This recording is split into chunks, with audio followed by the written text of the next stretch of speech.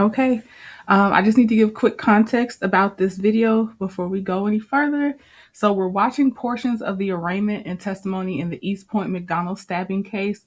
The defendant, Afeni Badu Muhammad, is accused of fatally stabbing her manager, Jennifer Harris, who was 39 years old, on July 10th, 2025. This live stream is for educational and informational purposes as the original court proceedings are presented. What you're seeing is public court footage, and we are watching it together in real time with live commentary, discussion, and viewer interaction. I am not an authority or legal expert, and I'm not here to explain or teach the law. The goal is to observe the process here, what is said in court, and react to it as it unfolds the way the court and the public are allowed to view it. I'll be pausing at times to add commentary, read chat, and provide context. And I'll also be highlighting viewer comments on the screen throughout the live stream. And obviously these are serious allegations with real people. And all right, so let's go. So first we're watching when she appeared after she actually after she stabbed the manager. This is her appearance in courts, or in, she's in jail, but we're watching that first. Then we're going to look at the court where some witnesses testified. Please approach for the swear to. Please raise your right hand. Do you swear that the information being provided is true and accurate to the best of your information, knowledge, and belief, subject to penalties of perjury? I do. Put your hand down. With regard to the defendant, Afeni Muhammad, please set forth a factual basis for the warrant request. Yes, Your Honor. 7/10/25, McDonald's employee Afeni Muhammad stabbed McDonald's manager Jennifer Harris multiple times with a kitchen knife at the McDonald's restaurant at 179219 Mile. Harris was not armed at the time and died of her injuries. Prior to the stabbing, Muhammad was sent home by Harris for not performing her work duties and told Harris, "I'll be back." Muhammad was arrested on scene and the knife was recovered. Muhammad admitted that she intended to kill Harris and stated that after she was sent home, she drove to a nearby park, decided to come back and stab Harris with a knife that she had inside of her vehicle.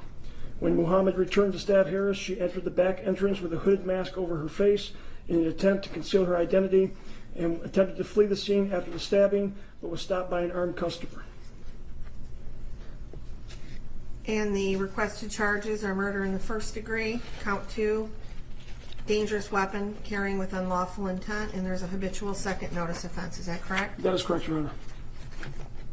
The warrant is being signed and we can proceed to arraignment. Thank you, Your Honor. Calling file number 25354, People versus Afeni Badu Muhammad. Counsel appearances for the record, please. Good afternoon, Your Honor. Sean Hagel, on behalf of the people. Thank you very much, Your Honor. Please, this honorable court, Matthew McConnell, hearing on behalf of Mrs. Muhammad, who does appear via Zoom. Your name, please, ma'am. Afeni Muhammad.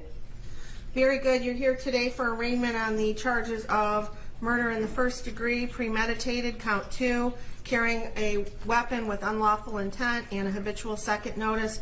Mr. Licata, how does your client wish to proceed? Thank you very much, Your Honor. At this time, my client is asking the court to enter a not guilty plea. That is matter set for a probable cause conference of the preliminary exam. I have advised my client of her rights, as well as the charges against her and the potential penalties. We are ready to proceed on those grounds. Very good. Ma'am, do you understand the nature of the charges against you to your satisfaction after talking to your attorney? Yes. Very good. I will go ahead and enter a not guilty plea on your behalf.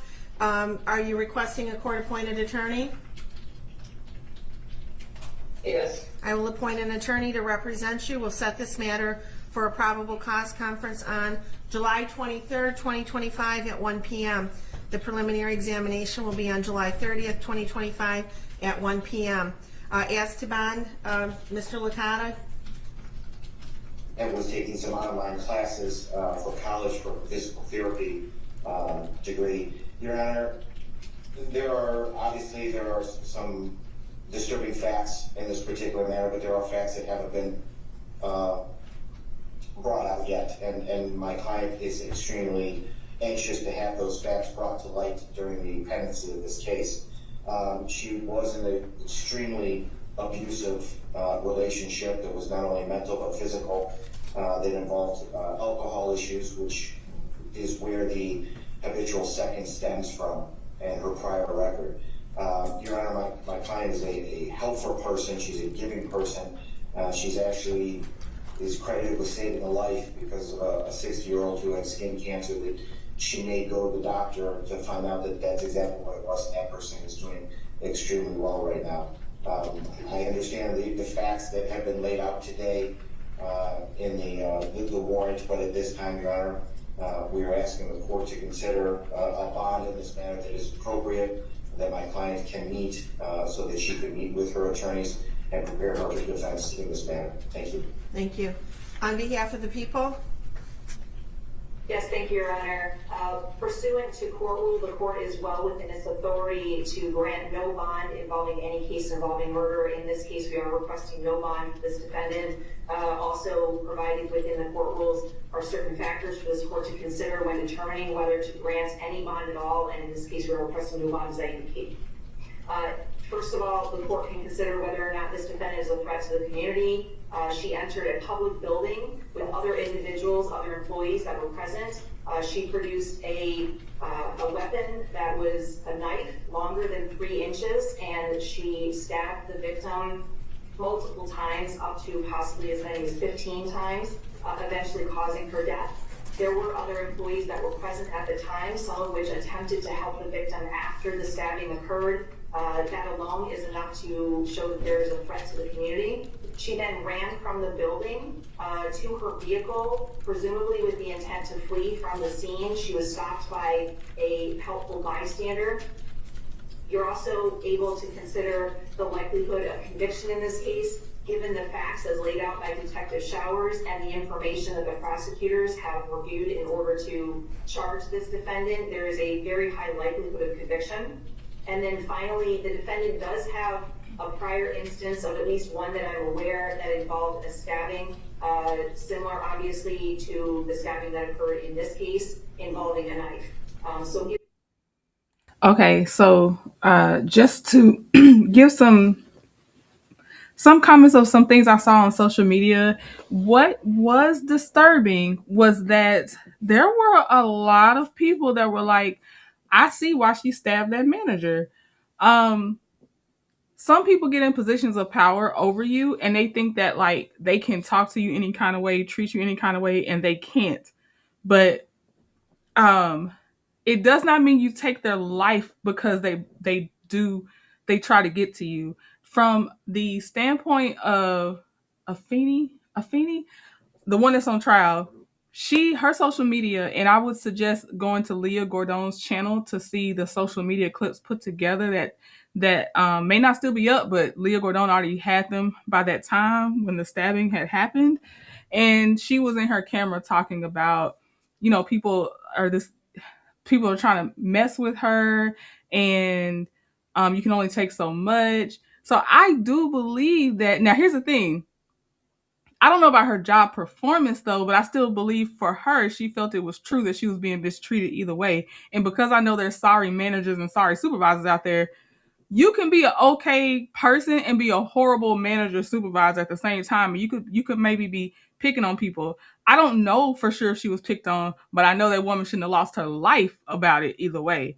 So the manager that she stabbed to death was not related to her. She is just the manager, and this woman that's on trial is the employee that took that manager's life. When they were talking about the relationship stuff, that is a prior relationship that the attorney tried to bring up that she was in that was abusive because she had a similar charge about stabbing and stuff like that. Also, there was what Leah Gordon had put up there, it was some stuff of her in her room. And there's this older guy that I don't know if he's a tenant in her same building or something, but he definitely has like some financial weirdness with her because he was like giving her money or lending her money, but then he wanted things in return from her. So she had a lot of stressors. She didn't have a lot of an income. Then she's got this older guy trying to take advantage of her. And she was either getting sent home for good or getting fired. But either way, her last straw was with the manager that she felt was like talking to her poorly and messing with her money that she already didn't have a lot of. And then she got this older guy that's pressuring her about stuff. First, he would give her food and money, I think, and then he started asking for other things. So they're going to describe, hopefully the witnesses that we'll see will describe what they saw at that time, because that's the whole point. So I don't want to do too much because I don't want to mislabel details on accident, but that's kind of the background of it. She's already had a disturbed past. Again, I don't know if that manager was a saint. Most people are not saints, but she didn't deserve to die for being not the best manager when basically everywhere we work. That's why there's so many Instagram accounts and TikTok accounts that go viral for everybody sharing the same woes of having to work under people, because a lot of people are that way. It doesn't make it right, but they shouldn't die because of it. Given all of those factors, and given the fact that this court does have authority to give no bond to defendants charged with murder, I am asking at this time for no bond in this case. Thank you, counsel. The court has reviewed the charges and the circumstances surrounding this case. The defendant is facing various serious charges, including murder in the first degree, which is one of the most serious criminal offenses in our state, carrying penalties up to life without parole. Additionally, carrying a dangerous weapon with unlawful intent further underscores defendant's potential threat to public safety. Defendant has a prior criminal record out of Virginia for malicious wounding. It was actually felony malicious wounding that was reduced to unlawful bodily injury concerning a stabbing, and that is what gives rise to the habitual second. And in determining bond, the court must look to the factors outlined in Michigan Court Rule 6.106. Number one, the seriousness of the offense and the danger posed to the community. The charges here involved a violent crime with a weapon, indicating a substantial risk to the public. The court finds there is a significant threat to public safety, and therefore the bond must reflect that risk. Number two, the weight of the evidence against the defendant. While the evidence is not fully before us and the defendant is cloaked with the presumption of innocence, the nature of the charges along with the prior criminal history suggests that there is substantial evidence against the defendant. Defendant's criminal history: the defendant has a violent criminal past. The history supports the court's concern that the defendant may engage in further violent conduct if she is released. The defendant's ties to the community: while the defendant is relatively young at 26 years of age, there's no indication that she has any significant stabilizing ties to the community that would ensure her return for court appearances. Without these ties, the court is concerned about the likelihood of flight. Number five, defendant's risk of fleeing or failing to appear.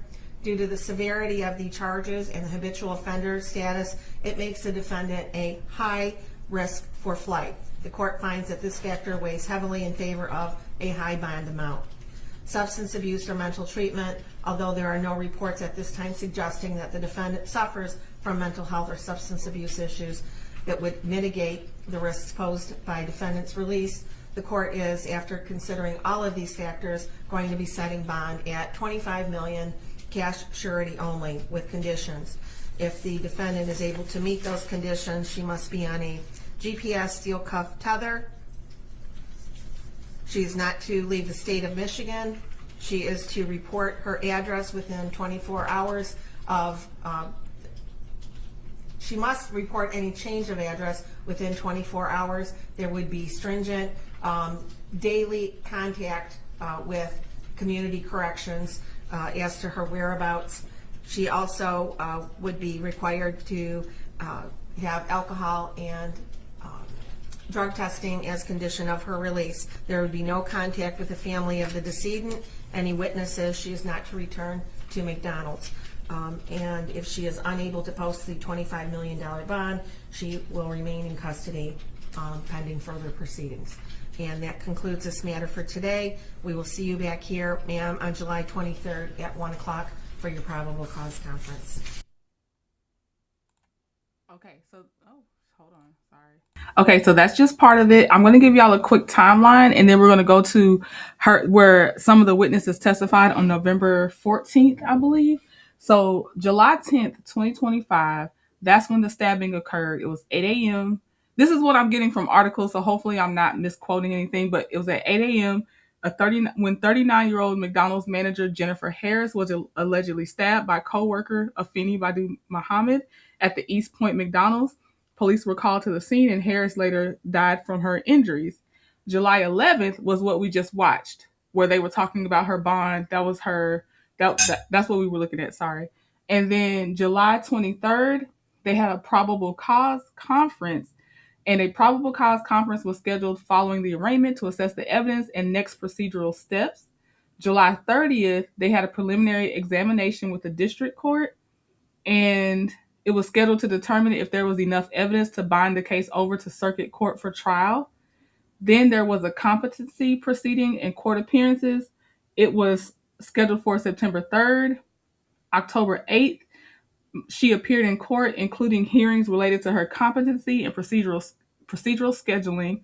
And then we're going to November 14th, where, since I didn't watch this because I wanted to watch it with y'all, I don't know if the portion that I have shows any of this. But when they were in court, the victim's family brought a knife and tried to stab her. So we're going to look at this quick news clip, and then we're going to the court. But I'm not saying the court will show it. I'm just saying I'm showing you where they talk about it, and this happened the same day of what we're going to watch in court. So, okay, here we go. For joining us at noon, I'm Priya Mann. Things got heated in court today. An altercation brings the hearing for Afeni Muhammad to a standstill. She's the woman accused of stabbing her McDonald's manager to death. That courtroom is now closed off. Lauren Kostick is following today's proceedings. Lauren, what can you tell us?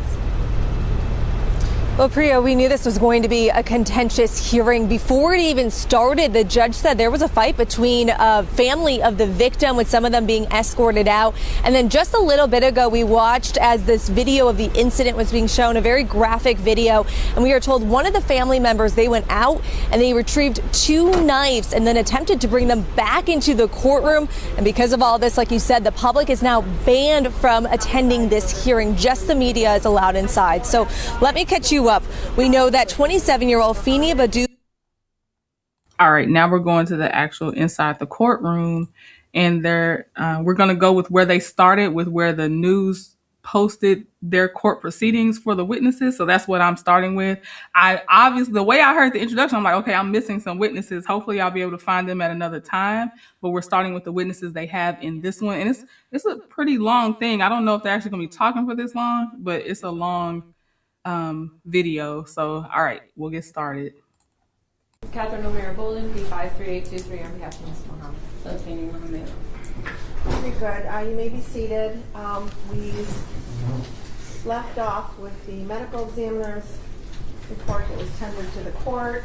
My understanding is we have one more witness. Is that correct? That's correct, Judge. All right, you may call your witness. People call Lieutenant Alex Hollish, who was just here.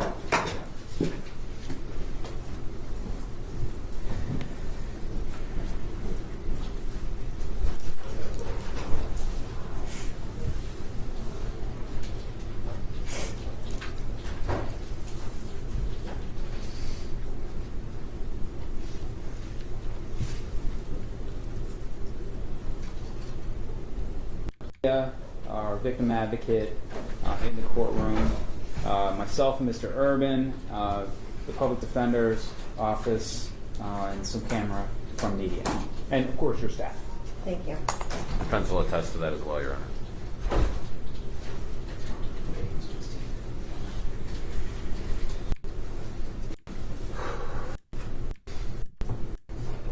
Can you kind of please raise your right hand? Do you swear that the testimony that you are about to give is the truth, the whole truth, and nothing but the truth, so help you God? I do, Your Honor. Put your hand down. State your name for the record. Detective Lieutenant Alexander Hollish, Alexander Common, H-O-L-I-S-H. Thank you. You may proceed. Thanks, Judge. Where do you work, sir?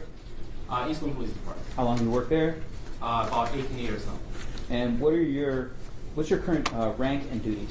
Currently, I'm a detective lieutenant. I'm in charge of investigative division for the department. What were your duties on or about July 10th of 2025?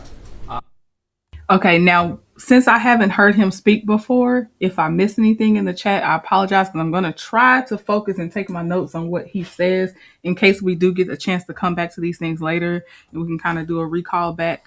My notes are all over the place in all kinds of notebooks, but I still like to at least do the exercise of writing it down to help me in case, we keep going deeper into this. So yeah, if I miss anything or I don't reply, I'm just trying to keep track of a few things, but I'll try to highlight your comments. And thank you, I Am Unique, for the super chat. I appreciate it. I was in the same capacity as a detective lieutenant. And at some point in time, did you get contacted to conduct an interview with a suspect? I was about, by then it was probably shortly after 8 a.m. And at that point in time, what did you do? I made contact with Ms. Muhammad, who was in a booking room. And when you say Ms. Muhammad, do you see Afeni Muhammad in the courtroom today? I do. And could you identify her for us, please? She's sitting to the left of me, far left. She's wearing a jumpsuit issued by Macomb County Jail. Her hair is different since, but at the time she had red hair, but I do recognize her facial features. Let the record reflect that Lieutenant Hollish has identified the defendant. So noted for the record. So where did your interactions take place with the defendant? First, she was in a booking room, and she was wearing a hooded jacket that I observed had blood on it, so I asked her to remove that jacket. And after that, I had to call a female officer from St. Clair Shores because we did not have a female officer working at the time. She walked to the private area where female officer from St. Clair Shores observed her take off the clothing that we took as evidence and gave her our jail clothing. And after that, what happened? After that, I spoke with her at our interview room. Tell me a little bit about that interview room. It's a small room. It's pretty much table, 3 chairs. Detective May, he's my partner. He joined me during the interview. It's equipped with a camera and microphone. There's a small filing cabinet, and that's it. And before interacting with her as far as talking about things, was there anything that you did first? I observed dry blood on her. I think this is the prosecutor, most likely, because he would be a witness for them first. I think the prosecutor is making sure he read her Miranda rights. That's what I'm thinking he wants to know. Before we continue, because I want to cover up the captions since I don't know how the audio is on y'all's end. But Jamie said, from what I remember, it was a break or something. And during the break, the daughter went to her vehicle and got a weapon and attempted to get back into the building with it. And I asked her if I could collect it. Detective May read Ms. Muhammad her rights as far as the right for us, if she would waive her search rights, because technically it's a search. She agreed. She signed the form. I used the distilled water and the cotton swabs to collect dry blood from each of her hands. And as far as her rights that were given to her by Detective May, were you there at the time that occurred? I was. May I approach, Your Honor? You may. Sure. Yes. Interrogation. Approaching with people's proposed exhibit, I believe is 6. That's constitutional rights, sir. Yes. First, she was giving the form rights to search. Yes. That's what we talked about, not this right. Correct, but those... That's eventually Detective May did give constitutional rights to Afeni as well. But I'm talking about to collect the blood. It was a consent to search form. I understand. And as far as the form here, when did this take place? Right after I collected blood, the dry blood, what appeared to be dry blood, Detective May read Ms. Muhammad her constitutional rights directly from the form. She initialed next to each right. She signed the form. I see my signature on it, and I see Detective May's signature, recognize his signature on it as well. Is it dated? Yeah. What's it dated? 7/10/25. At this point, it's 8:56 a.m. Does that accurately reflect the document that, with the constitutional rights that she was given by you and Detective May, and which everyone signed? That's right. It's a copy of it, actually, but yes. Okay. And during this period of time, while she was being given her constitutional rights, are there things that you look to when you're giving rights to determine if someone is intoxicated? Well, we asked how far she went to school. She said she graduated high school. She stated she could read and write. She indicated she was not intoxicated. She was not on any drugs or alcohol. I asked her how much she got sleep the night before. She said at least 8 hours. She did indicate that she slept in her vehicle because she was currently homeless, but she said she's been doing it for a while now, staying out of her car. So that was a conversation. Any concerns that you wouldn't be able to have a proper interview with her? Okay, and the social media videos that I watched that she would upload to either Instagram or TikTok, some had happened in this but it was just like a room. It never was outside this room. But the ones right before she did what she did was filmed in her car. She filmed a lot in her car. She filmed some in McDonald's, which goes back to what Jamie said about how she'd be at work, but she wasn't working, and she was getting chastised for not working. She appeared lucid. I did not see any signs of intoxication or anything like that. So I believe she was okay to talk to me. Before I move to Exhibit 6, I just want to hand over things to Josh Jones in case he wants to voir dire on voluntariness. All right. Not at this time, Your Honor. Okay. Then people move to admit Exhibit 6. Number 6 will be admitted. Thank you, Judge. Tell me a little bit more. After the rights are signed, what's the next step for you in that interview with Detective May? Usually we ask question of what happened. I believe Detective May asked if she knew who Jennifer Harris was, and she stated she did. Was this a recorded interview? That's correct. Have you reviewed it prior to today? I did. And does it accurately reflect the interview that you had with the defendant on July 10th of this year? The video that I reviewed that was attached to evidence.com, yes, that's an interview. I assume that's what you're going to play, but for me to certify it, I would have to see it. Okay. One moment. So this detective, this Lieutenant Alex, I think his last name is H or his last initial is H, but he's really good because the last trial I came up off of was the YSL trial, and they were so familiar with the prosecutors, it seemed like, that they were trying to answer ahead a lot instead of like pacing it to where he's making sure he answers carefully to not hurt the case, if that makes sense. So I feel like I do see the difference with him saying, well, I'll watch the video and see if that's what you're talking about, but I think that's what you're talking about. He's very different from how the detectives in the YSL case acted to me. We're about to put up on the screen proposed Exhibit 7, Judge. Now, sir, do you recognize the still of this? Yeah, it's an interview room. That's me in a blue shirt. Detective May is in a gray t-shirt with a baseball hat on, and Ms. Muhammad, she's wearing our jail uniform, and at the time I told you she had a different hair, it was red in color. People move to admit Exhibit 7, Judge. Defense? No objection. Be admitted by stipulation. Thank you. May publish to the court. Yes, thank you. We're going to start at 3 minutes and 42 seconds. Okay, I was hoping so. I was hoping we got to see some of her interrogation that they now call interviews. So I'm glad we'll get to see that. Again, this occurred, not the interrogation part. This court date we're watching is November 14th, 2025, if I'm not mistaken, for those that like to kind of stay on track with dates. This was from November 14th, 2025. And then I'm sure this had to be around July 10th, 11th-ish, because that's when the actual crime happened.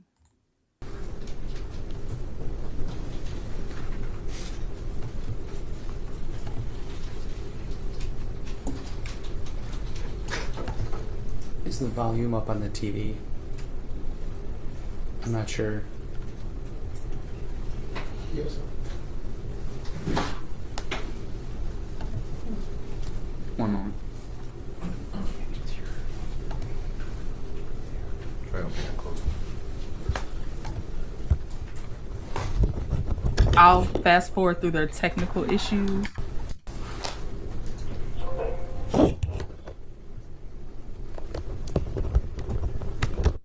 I was going to fast forward again, but I feel like people do want to see the person that's the defendant in court. So I'll let this part stay. But if they go back to the screen and they're troubleshooting, I'll fast forward that part.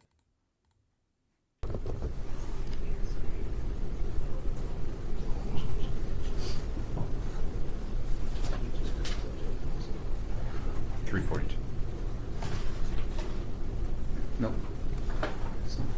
Just the audio. Okay, there's rights that you have. These protect you. They also protect myself and protect ours. This is called the Eastpointe Constitutional Rights Certificate of Notification. I am going to be reading your rights 1 through 5. Okay. And when I read these rights to you, I need you to verbally say, I'm going to ask you, do you understand your rights? I don't want you to do this. No, just say yes. Don't do this or don't do this. Just say yes or no. Okay. We'll get through this. I promise. Okay? All right. Okay. Number 1, I have a right to remain silent, and that I do not have to answer any questions, put you mute, or make any statements. You understand? Okay. Number 2, any statement I make or anything I say can or will be used against me in a court of law. Understand? Okay. Number 3, I have a right to have an attorney, lawyer present before I answer any questions or make any statements. Understand? Okay. Number 4, if I cannot afford an attorney, lawyer, one will be appointed for me by the court prior to any questions. Understand? Okay. Number 5, I can decide at any time to exercise my rights and not answer any questions or make any statements. Understand? Okay. So what I need you to do, I have you sign this, and then 1, 2, 3, 4, 5. Just put your initials.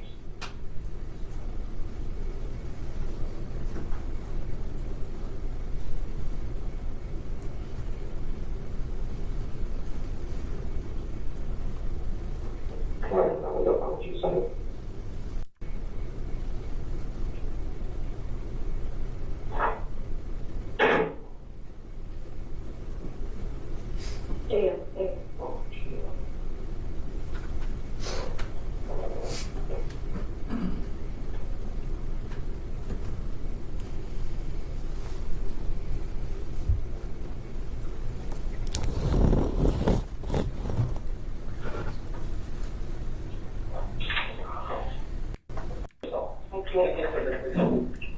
Where'd you go to high school at? From high school and like the blue around the So you have your high school diploma, right? Yeah, it was actually in my folded inside of my desk where it was his phone. And then I gave it on the phone. Okay.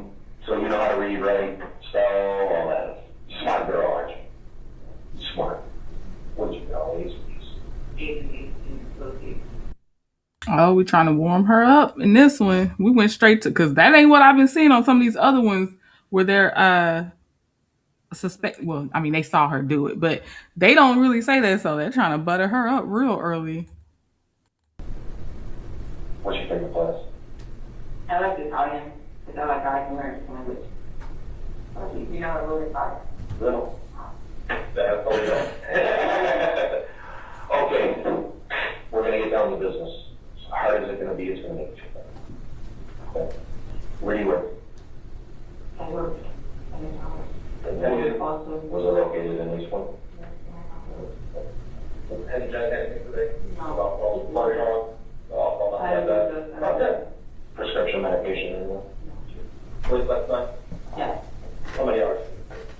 I don't sleep at like 8 hours. Okay, about 8 hours of sleep. Okay. Where did you sleep? I slept in the shop because I didn't have enough money to go out. You know, I'm afraid to sleep. What do you do at McDonald's? Are you a I prep food, and then also I'm basically customer service. Perform excellent customer service. Okay.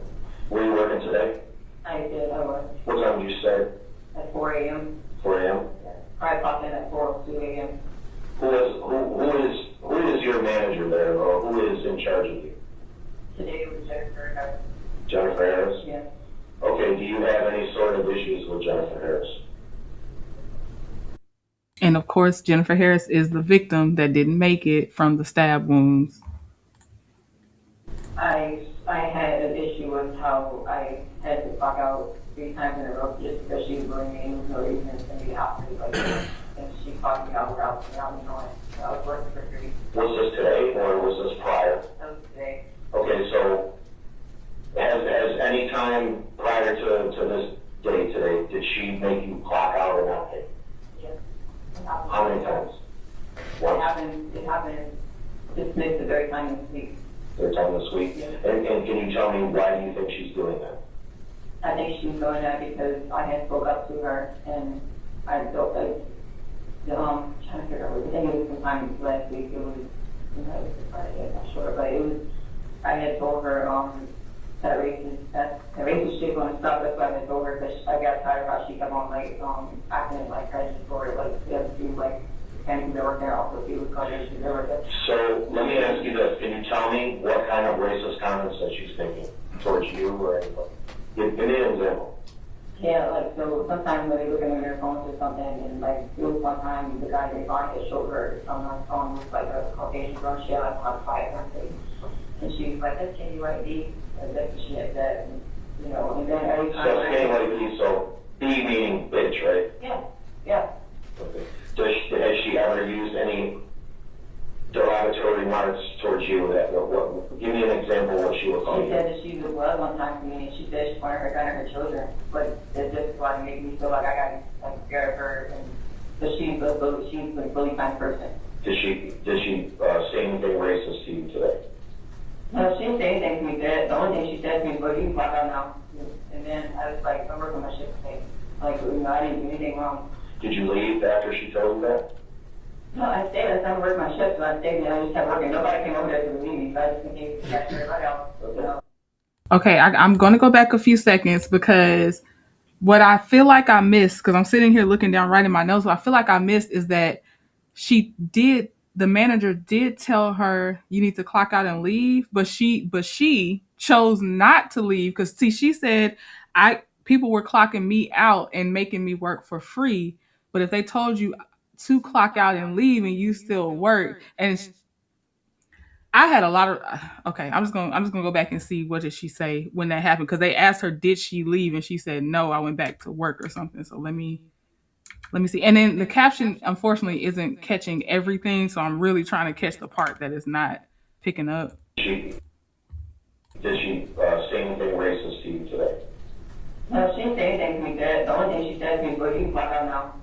And then I was like, "I'm working my shift today. Like, you know, I didn't do anything wrong." Did you leave after she told you that? No, I didn't say that. I'm working my shift, so I didn't just kept working. Nobody came over there to relieve me, so I just continued to catch everybody else. You know, and then I had my hotline to look at the app to see that I actually clocked out. And I didn't know she clocked out today, and I didn't know I was working. Sorry, y'all. I forgot to mute to make that a little bit clearer. Okay, so the wording she's saying Jennifer used was "you can walk out then." This is okay. I'm with Mary. I'm not saying this to excuse what Afeni did. I'm saying this because I just want to have a dialogue about the whole thing that led up to the events. And I do think that, let's say what she's saying, that part is true. I do think you have to be very clear that I'm ordering you to leave. I'm telling you to leave. I am about to clock you out, even if you don't clock yourself out, because nobody, especially someone in financial hard times, wants to be working for free. Now, since this happened 2 other times, Afeni probably understood Jennifer's language of how she would use it when she's saying you need to leave. That might just be a phrasing that Jennifer used. But because there's been so many misunderstandings in general between people that work for someone and then they're communicating down to people that work for them, I am a fan of it has to be very clear communication. Do not leave things up for assumption. You don't know what someone's going through. You don't know their last straw.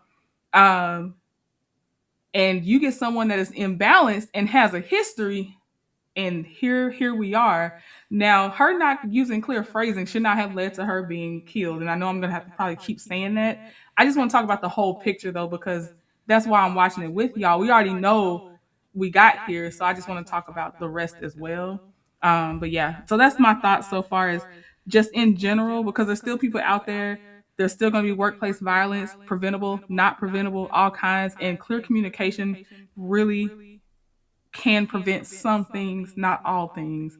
And I don't think it would have prevented this because she was still in a desperate monetary situation. And then if she's not actually working, she was going to eventually get fired. Then she already got mad, she got fired, and still we would have been right back at the events where we were at. But just talking through it. And that's when I had said, I didn't know you talked about, you didn't even tell me that I'm not talking to you, so I didn't know you leave. So what did you do after that? Did you leave? Yeah, I left. I said, this is wrong. I said, you keep telling me this is wrong. Where did you go? I went to the shop and then I had drove went to the skate park and skated a little bit. Okay, so It was after I left, I like news. It was like 8 minutes or something. how long you worked for Previous? I worked with 1 hour. Oh, okay. So she got you out at 6, you said, and you don't want to sit down 7? Yeah, All right. I was almost 8 o'clock. Okay. So you went to the skate park. Okay. Yes, and then after that, that's when I just started listening to my music, and I had just said a prayer, and I started thinking about like how she, everything that she was doing that was so wrong. Did that piss you off? Okay, so at some point you returned to the McDonald's, all right? Okay. What did you have? How did you injure? I had a knife and I walked with her and I stepped her. How many times? Do you remember?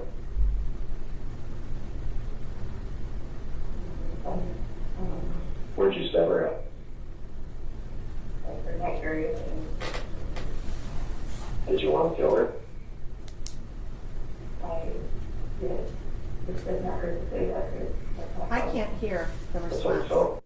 Oh, thank you for finally saying it. We can't hear it either. I'm just getting mumbling. The caption won't pick it up. Oh my gosh. I'm like, this is the crucial time to be able to hear what her response is. Play that back, please. How many knives did you have?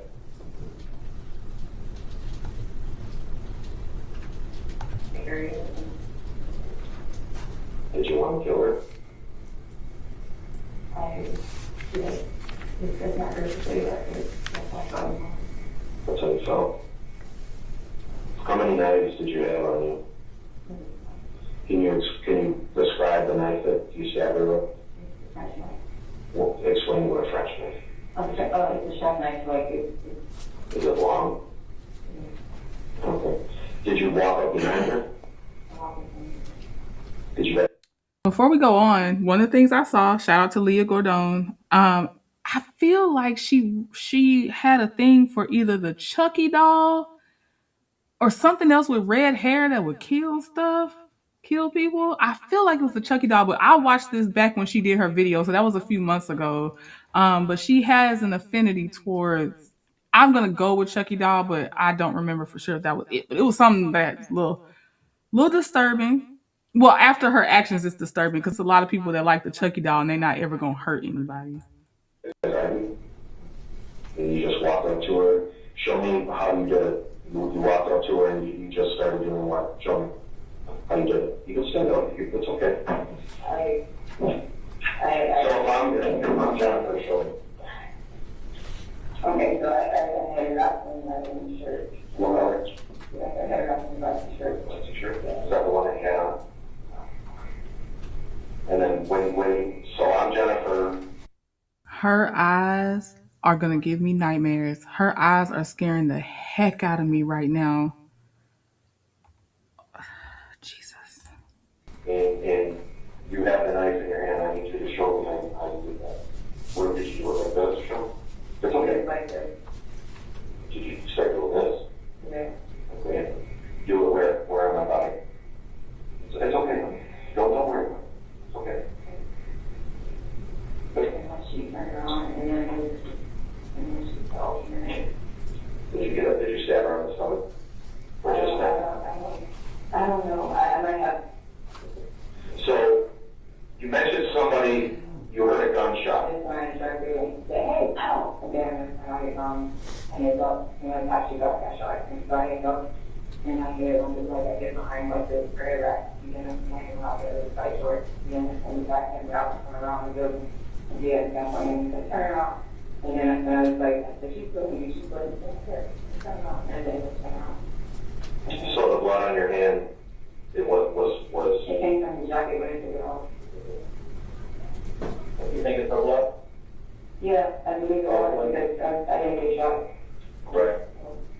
Where did you get the knife? Was it?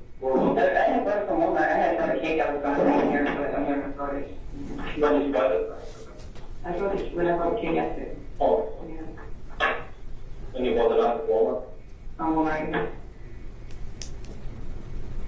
Has this lady, has she been bullying you for a while, or is this was just a 1 or 2 or 3 times? She's been bullying me for a while. Does she do that to other employees? She has been bullying. It was one of the girls she recently stopped messing with. Because now I guess I turned out to be what she wanted to bully, but she has been bullying me for a very long time.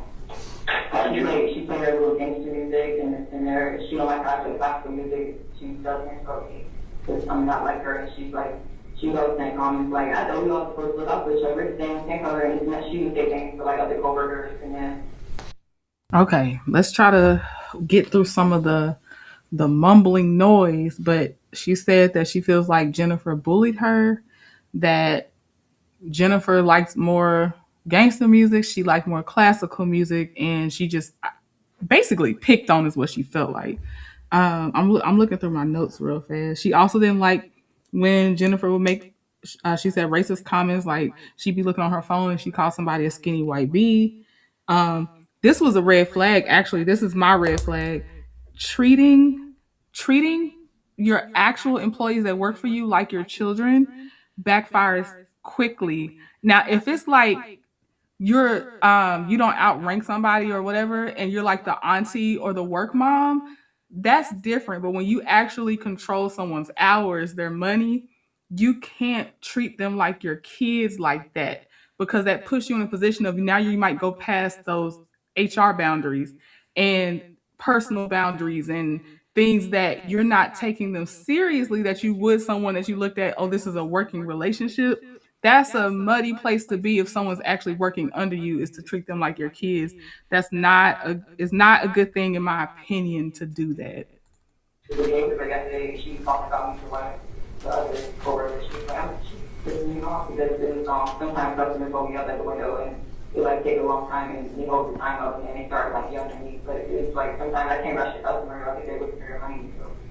Well, just so that I could get like an idea of where your headspace was when you were stabbing her, well, how did that make you feel?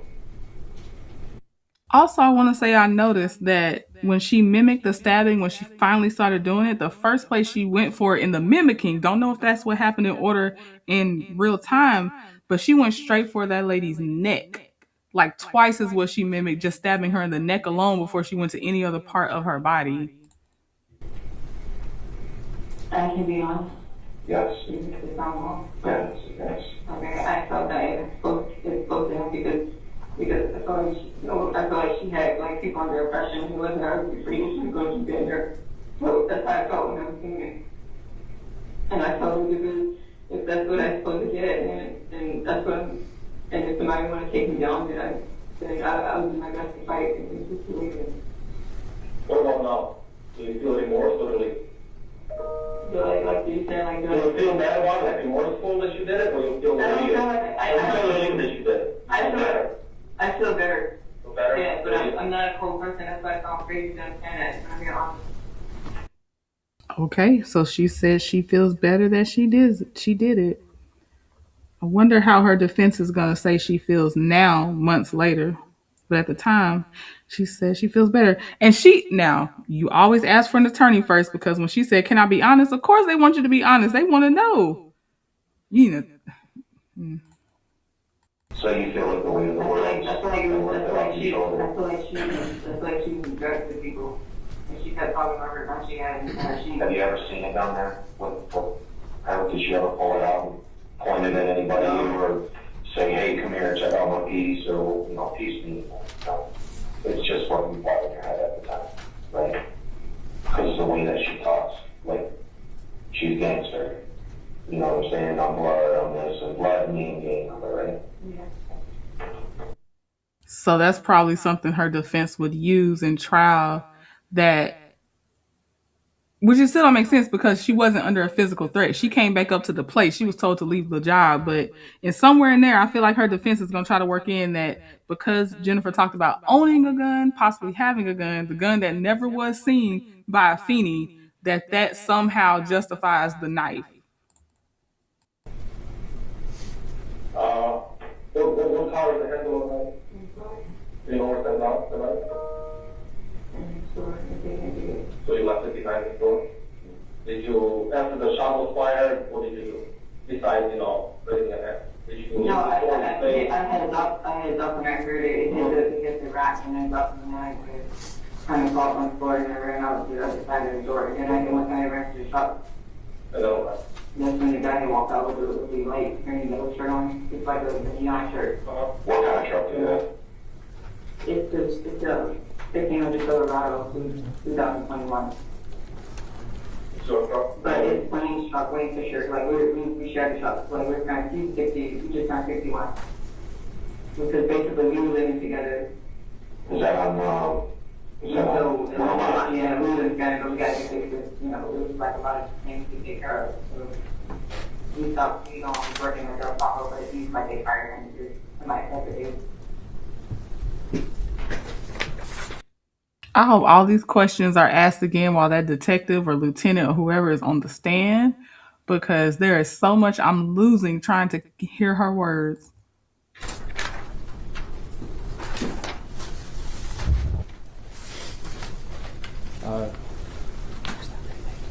We stopped just now at 1908.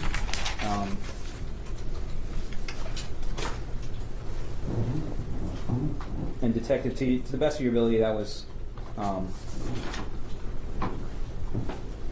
that encapsulated the defendant's explanation of what had happened that morning. That's correct. After the interview, what happened right after that?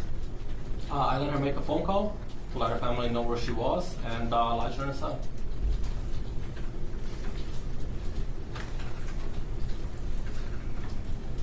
One moment.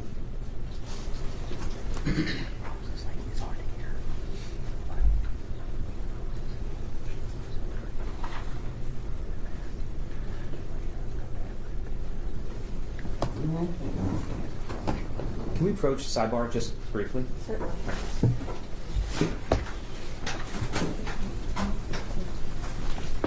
Should get to this. Okay, and I'll fast forward some of their sidebar stuff and then get back to where we can hear them talking again.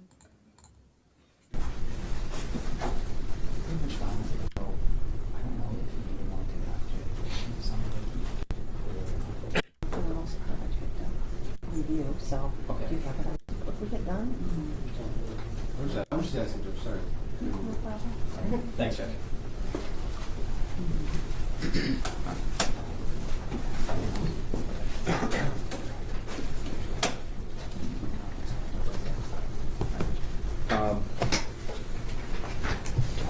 Just 1 second, Judge.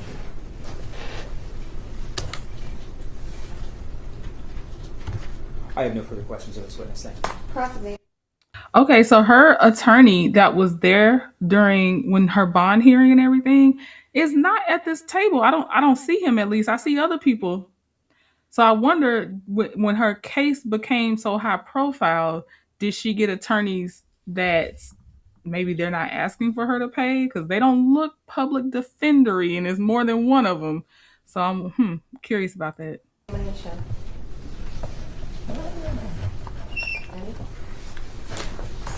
Just one moment, Judge.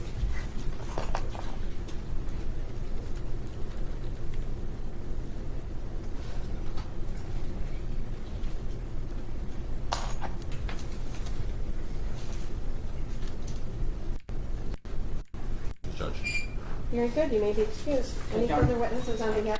Are you kidding me? I need questions asked because I couldn't hear some of the things she said. And that judge said that she couldn't hear too. And I don't think when they replayed it, she really heard what she said after that. So we're just going to be here left in the dark for now. Hopefully on cross, it gets a little bit more clarified. Like, what? I can't believe we don't have questions. Okay, let's move. Let's go with them. For the people? No, Judge. Any witnesses on behalf of the defense? None, Your Honor. Very good. You want to take a few minutes for argument, or are you ready? I'm ready. I can. Okay. Argument, please. Thanks, Judge. Judge, today you've heard from 6 witnesses. Now, see, this is the part I want to find. I didn't get to hear the other 5 witnesses, and they're not included in this particular video segment. So I'm hoping I find the other 5 witnesses, because I want to know about the lady that I thought I heard about that had to hold Afeni at gunpoint to get her to stop stabbing Jennifer. I wanted to at least see that lady if I didn't see the other witnesses. So hopefully I find that. And if I do, we'll come back and I'll try to label it so y'all know that's what I found. But effectively 7 because of the interrogation. So you heard from Devontae Pace, Officer McLaughlin, Luke Moreno, Deborah McMillan, Lieutenant Hollish, and of course the interrogation brings in the statements of the defendant and her explanation of the things that went on. Sorry, Kashana Turnage, then Lieutenant Hollish is 6, and then the defendant's statements through the interrogation that is her explanation of what happened and why she murdered Jennifer Harris. One of the interesting things is that we all understand now through what the witness testimony was from Ms. McMillan is that the defendant was irate that when she came to work, Jennifer Harris confronted her about not working and clocked her out. The defendant sat there for about an hour, intermittently working, and then discovering that she had indeed been clocked out, and then was told by Ms. Harris to leave, and she did. She left. She went to the skate park. She told Lieutenant Hollish that while she was there, she skated. I believe she said she prayed. And she thought about everything that happened and then everything that Jennifer Harris was doing wrong. And despite having that time to contemplate on everything, she went back in about an hour's time. And when she went back, she had a mask.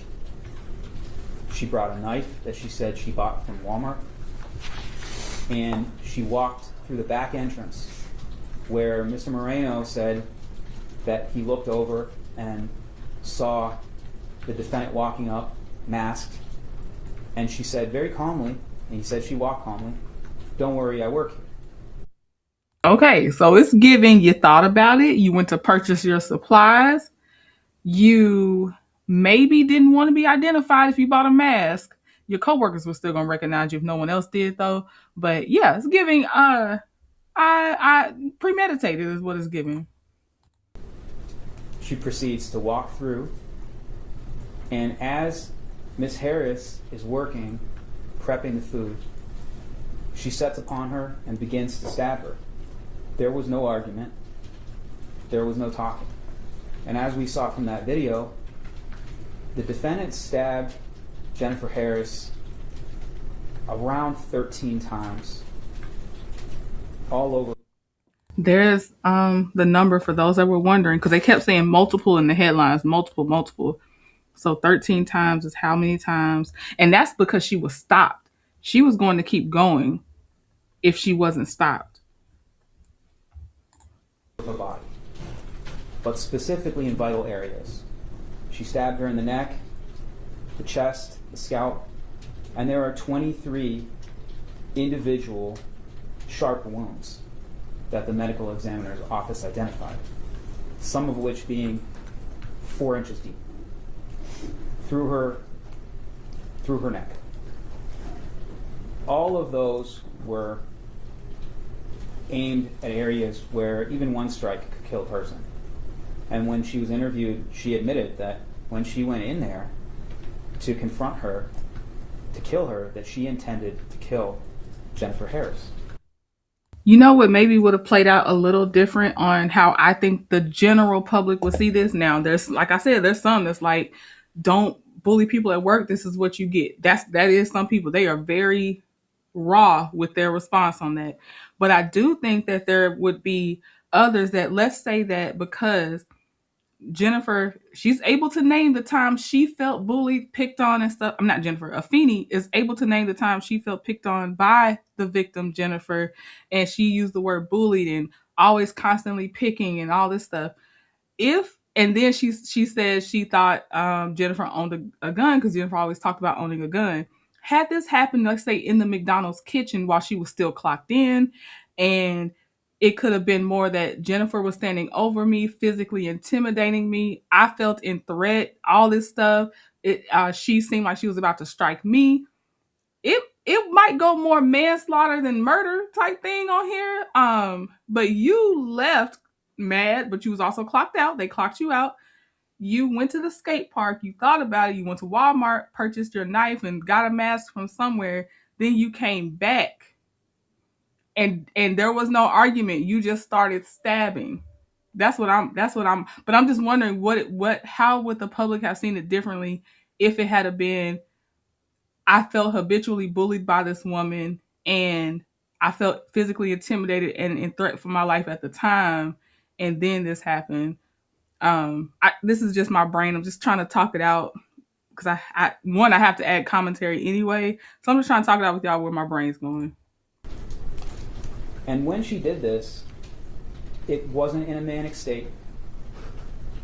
It wasn't some emotional outburst. She came in calmly to do all these things. She was prepared. So as far as what you've heard and what I've got to prove today with count 1 and count 2 is with premeditated murder, the law says that premeditation and deliberation may be inferred from the circumstances surrounding the killing. And there is 2 cases, Tilly 405, Mish 38 at 44, a 1979 case, and Jolly 442, Mish 458 at 466, and that's a 1993 case. So the premeditation and deliberation. Sorry, 442 Mish. 458 at 466. And that's a 1993 case. Thank you. As far as what we had without her, any of her statements, we still have her leaving, going to another location, and then coming back prepared. She has a mask. She's got a hidden knife. And she enters through a back entrance.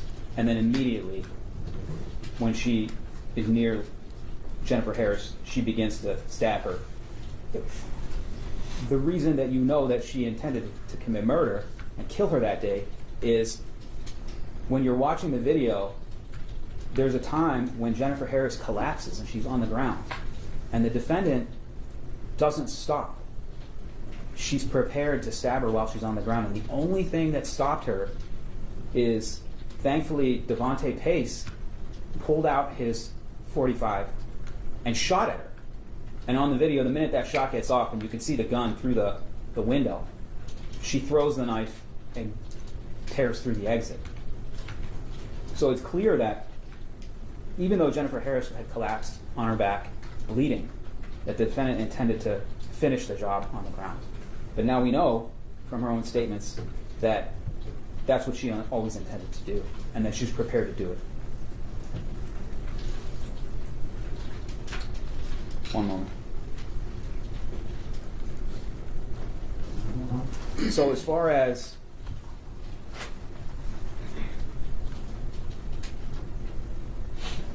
her state of mind and what her motive is, even though I don't have to prove motive, we know what those things are. And we know why she did what she did and that she intended to do it.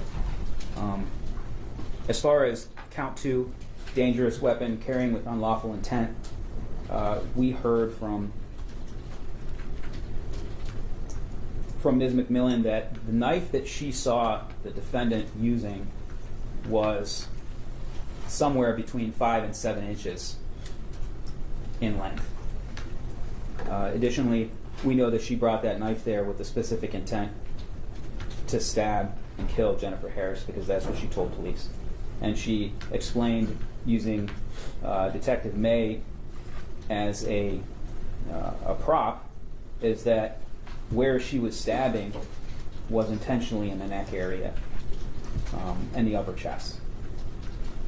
So based on everything you've seen today and what you've heard and the defendant's own explanation, I just ask that you bind over counts 1 and counts 2. Thank you. Mr. Jones? Judge, obviously the people are objecting to bind over. One, I guess I want Any to. defense is objecting to bind over? What did I say? You said people are Oh, objecting yeah. to bind over. Offenses. I'm sorry. Oh, Lord. All right. Now, okay, this is my first impression. And where I was going really, Your Honor, is where the insinuation of, in her statements, of, and how the people are identifying this insinuation that she bought the knife for this. And I hope it's clear to the court that based on her own statement, which the court, I believe, is relying on, and the people are relying on her own statement in part to satisfy the bind over, that she indicated that she bought it previously for something different. Now, I'm not saying that there can't be an insinuation from that, but I don't want the court, nor do I want the facts to be insinuated that it was bought for this purpose, for this incident. Because I don't think that, one, the facts reveal that at all, and even in her own statements, she doesn't make that as a fact of itself. Now, didn't she say, y'all correct me, that's why I have multiple eyes and ears on this, but didn't she say she went to the skate park to cool off? She was still mad, playing events over in her head when she realized she had logged into that app and she had been working, but the manager had clocked her out. So she went to that skate park. Then didn't she go same day to Walmart to get the knife? And then the knife was immediately basically used to kill Jennifer. I thought that's what I heard, and I know the defense has to spin things. They have to, but I didn't hear anything else but that. And so that I just want to clarify that, and I know that the people have introduced the interview, so if the court, again, if there's a hang-up, the court can listen to that and make that determination. But again, I'm just going off of her explanation of why she had what she had at the time. Beyond that, I think it's clear as well from the testimony from the other witnesses that what we're talking about is it's a hooded mask. And again, I'm just identifying some, I don't want to say, clarifying some things on what we heard in facts, because it was very clear that it was some sort of zip-up hood that went over the face. It's not a separate mask that was, bought for this purpose. It was attire, meaning, someone owning a hoodie and then that zips it up. I don't think it changes the fact that it zips up into a mask, but again, I think that those are facts that at least need to be clarified when we're talking about. Fine, clarify it. Did she conceal the bottom half of her face with a hoodie that zips up high above the nose and everything else, or wherever it zips up to? Did she, was it freezing that day to where it would make sense that you have everything but your eyes covered up? That's my question. Oh, it wasn't, because it was in July. So no, it was not cold. Come on. I know he got to do his job. I know. The bind over, specifically because we're talking about the difference between, at least for today's purposes, first and second degree. And there's that identification of premeditation or preparation to get you to first degree.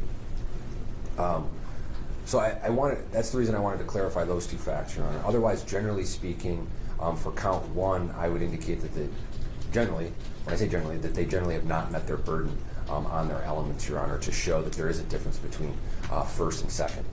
In regards to count two, as I'm sitting here listening to Mr. Pallotti wrap up his request for a bind over, I know we've had discussion that there was a knife used. There's been discussion that there was the potential of this knife that was identified at the scene, but there was not really any specifics. And I think that when Ms. McMillan was identifying the knife that she saw, she wasn't referencing the difference between the length of the actual knife and the blade. And I say, legally speaking, there is a difference between that, and I don't know if the people have really necessarily shown that even at a probable cause level. And the reason I say that, Your Honor, is because the blade length must be over 3 inches. And the only thing we necessarily had from Ms. McMillan is that it may be between 5 and 6, and she's just referencing the size of the knife. We don't have anything specific to the blade, which is really what the requirement is for count two. We have no officer that identified that they collected it. We have an officer that says, well, they should have collected it, or they did collect it, but he couldn't testify beyond that. He didn't testify who collected it, whether or not they had the knife, or even presented a photo of this being the knife in some sort of reference to what length we're dealing with. And so with count 2, I think that they're lacking on that. I think we have some testimony there, but we don't have the specifics that we need, even at a probable cause standard, to identify that for that particular count. So in regards to my objection, Your Honor, again, I leave it to what I've already said about count 1, and then with count 2 specifically, I think that they lacked on that proof. So I would ask for a dismissal on both, but more specifically on count 2. Thank you. May I, Judge? You may. And I guess maybe I didn't enunciate whenever I was speaking, as I said, she brought the knife. I didn't say she bought the knife. I know that she said she bought the knife at Walmart because she had bought a cake at the same time, or she planned to bake a cake. So I said brought, I didn't say bought. I know that, or I never wanted to have anybody believe that I thought she bought that specifically for killing Miss Harris. I appreciate that. Additionally, as far as the testimony that we did have for the knife itself and the length of the knife, we have a witness saying that she saw the knife and that it was between in excess of 5 inches. As well, if you just look at the video, you can see the knife is a large butcher knife, not some small knife that would be below 3 inches long. And so I'm relying on the video itself and the testimony of the witness that we had on the scene. In Your Honor, I have a flash drive for you. If the court would like to review any of these, I can provide it to your court officer to provide it to you for your review. Thank you. The court's going to take a recess to review my notes, and I will be back. Okay, so first of all, he will now be known as Hair Bun Attorney, for sure. A Hair Bun Attorney, but Jacqueline said, is he a court-appointed attorney? And I muted her on purpose because they're just wrapping up for now. I still have more video. We'll get there to see what they come back and say, but that way y'all don't have to look at a still picture. She has multiple attorneys at her desk, so I don't think she has a public defender anymore. But are you assigned multiple public defenders in any instance, depending on the size of the case, or do you only get one public defender? That's why I was thinking her attorneys were upgraded. They probably took on her case, again, like y'all said, for notoriety, experience, build their clientele up, stuff like that. I just didn't think that, I don't think she has a public attorney or public defender now, but I'm not saying for sure she doesn't. I just don't think she does. All right, so let me see when we get back to them being in court doing their thing here. Let's see. They might, I don't know if they're talking to us. No, I don't see the judge in her seat. No, they just talking. Okay, let's see what else we got. See if the judge comes back. Here we go.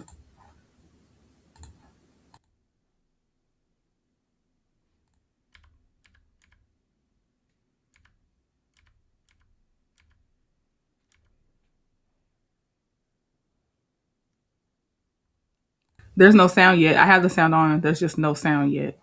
For the record, please. Kumar Palapu for the People, P74099. Christopher Urban on behalf of the People, P1013. Your Honor, Josh Jones on behalf of Ms. Muhammad, who stands to my right. And Catherine O'Meara Bolden, P53823, on behalf of Ms. Muhammad. Okay, thank you. You may be seated. The court has carefully considered the testimony of the 6 witnesses today, that being number 1, Devontae Case, an eyewitness, witness number 2, Officer McLaughlin, witness number 3, Luke Marino, witness number 4, Deborah McMillan, manager at the McDonald's, witness number 5, Deshauna Turnage, employee of the McDonald's, witness number 6, Detective Hollish, who took the statement of the defendant. I gotta find these other witnesses, especially Devontae. Devontae was the shooter that finally got her to stop stabbing Jennifer.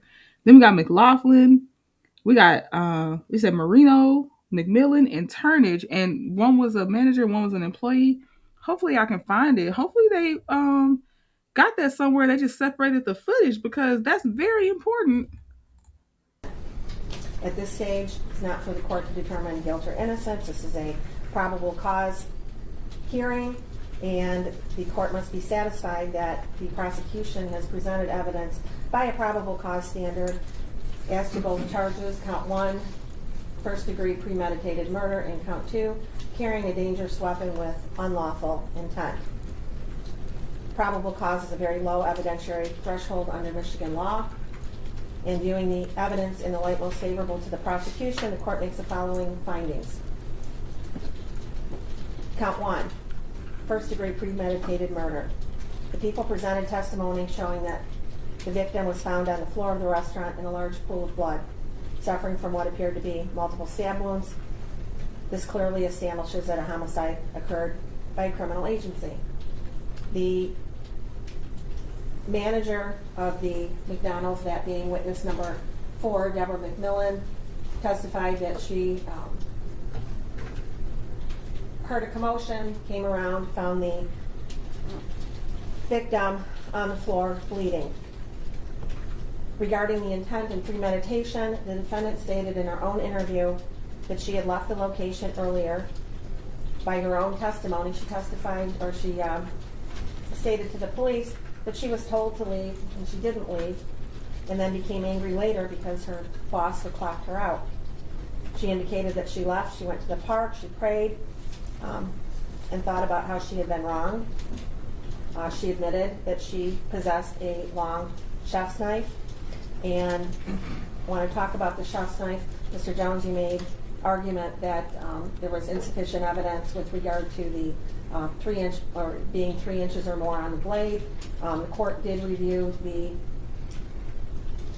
interview by the police of the defendant and the graphic scene once again, and the knife in there clearly is over 3 inches. And the testimony of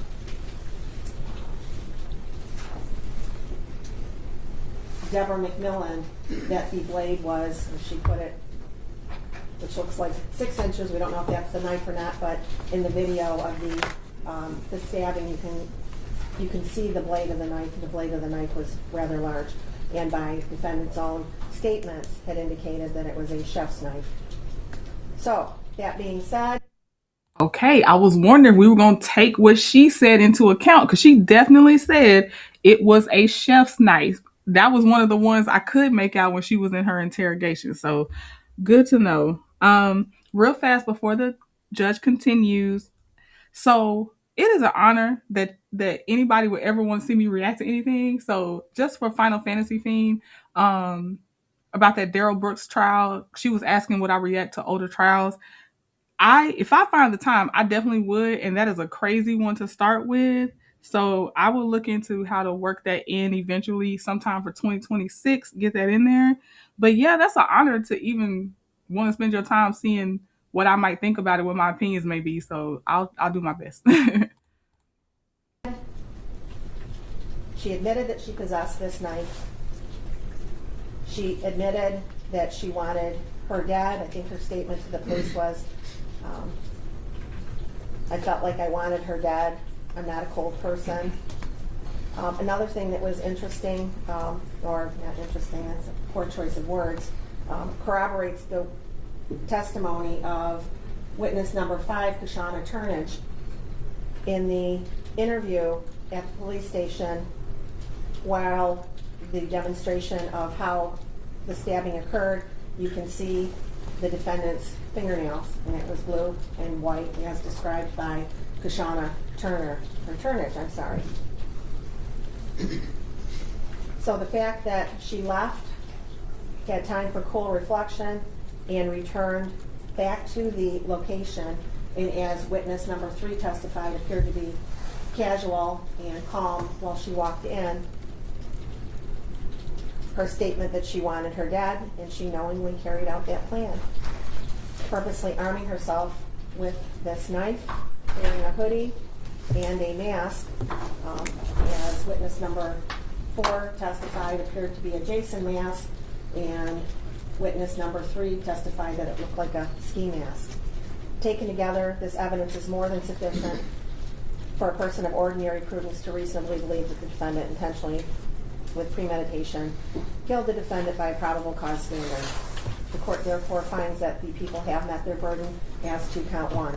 As to count 2, carrying a dangerous weapon with unlawful intent, testimony clearly established that the defendant possessed and carried a long chef knife. The defendant admitted that she brought the knife for the purpose of stabbing the victim, and she did in fact stab the victim with that weapon. The unlawful intent requirement is fully supported by her statements and the eyewitness testimony. Accordingly, the court finds probable cause exists that the defendant carried a dangerous weapon with intent to use it unlawfully against another person. So for the reasons stated on the record, the court does find that the prosecution has met their burden as to both counts. There is sufficient evidence as to each element of the offenses charged. I therefore am binding the defendant over to circuit court for further proceedings as charged. Okay, so count 1 and count 2 stuck, which were in the past. This happened back in November 14th, but I didn't get to watch it yet. So most people, if they were following this, they already knew count 1 and count 2 stuck, but I love to hear the reasoning behind it. There was a date for arraignment that kept coming up for December 2nd, but then when I kept searching for anything happening on December 2nd, I didn't see anything. So I didn't even see a mention of a delay yet. So I'll keep trying to look for that, but I'll also look for Devontae Pace's, at minimum, his testimony, because we have to see that. And I also may relabel this as interrogation versus witnesses, because the detective is a witness, but it's more like it was about his interrogation. So I'm going to change the thumbnail on this one, and then we'll find, hopefully, the actual witnesses we can watch together. Do we know who the arraigning judge is in this matter? Judge Massaroni, Judge. That's correct. Judge Massaroni hears his arraignment on the information on Tuesdays at 9 a.m. for in custody. It'll be December 2nd, Judge. I'm sorry. We pick December 2nd. Be December 2nd at 9 a.m. Judge Massaroni, and I need you to fill out the half sheet. I'm doing that now, Judge. And I want to thank both sides for your professionalism. And that concludes this matter for today. All right, we made it through, y'all. This was let me know what you thought about it. Would you stick around to see more, even if I'm behind? Because being right on time is probably not going to happen. But let me know your thoughts about it. All of it. You know, you ready to see all guilty? Do you think the charges should be reduced? Just everything. Workplace violence. All of it. Just let me know your thoughts in the comments if you're in the replay gang, and chat too, because you know once I end this, I can't see your chat anymore. But yeah, I look forward to seeing how this develops, and I'm going to try to find out what happened to this December 2nd arraignment date, because I knew that's what I read, but I didn't see anything. But okay, y'all, I hope that you enjoyed your time over here, whether you're on the legal at some point side or the trending at some point side. Eventually, this will only be on the legal at some point side, but right now we're doing some dual streams. All right, y'all, I'll talk to you later. Bye.